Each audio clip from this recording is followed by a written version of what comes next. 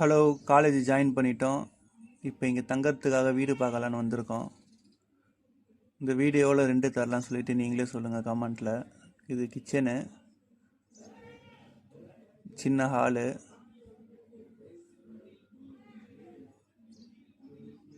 அப்படியே பெட்ரூம் பார்த்தீங்கன்னா பெட்ரூம்லேயே attach bathroom கொடுத்துருக்காங்க.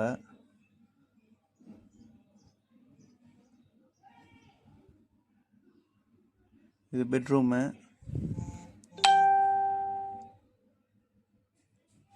வீடு பார்த்துட்டு நம்ம சரி வீட்டுக்கு நமக்கு தேவையான பொருட்களை வாங்கலாம்னு சொல்லிட்டு டிமார்ட் வந்திருக்கோம். நமக்கு பாய், தலைகாணி, பக்கெட்டு, டஸ்ட்பின்னு, மரம், தொடப்பம், அப்புறம் சில க்ளீனிங் மெட்டீரியல்ஸ்லாம் வாங்கிட்டு கிளம்ப போகிறோம்.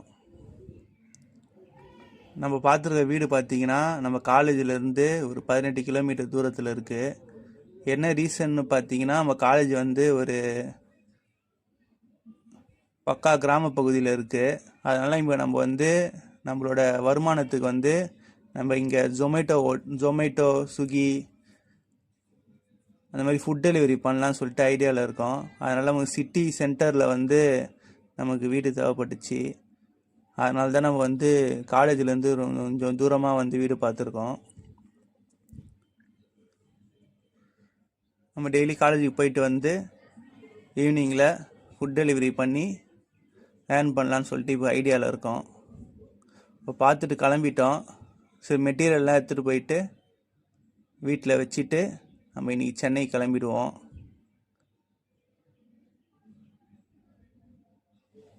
இது திருப்பதியில் மங்களம் சொல்லிட்டு ஒரு ஏரியா.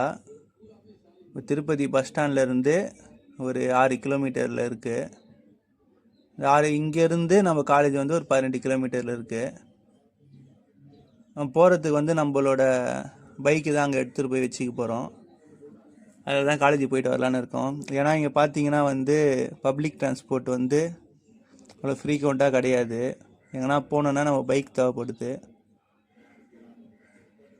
அதனால் சரி பைக் எடுத்துகிட்டு போயிட்டு அங்கே வச்சிக்கினா காலேஜ் போகிறதுக்கு ஈஸியாக இருக்கும்னு சொல்லிட்டு பைக் எடுத்துகிட்டு போய் அங்கே வச்சுக்க போகிறோம். அந்த ஊரில் ஒரு பாத யாத்திரை நடந்தது. இதுதான் நம்ம வீட்டுக்கு போகிற வழி. இது திருப்பதி மலையை ஒட்டி இருக்க ஊர் தான் இது. ஊர்லாம் நல்லா தான் இருக்குது. ரெசிடென்ஷியல் ஏரியா தான்.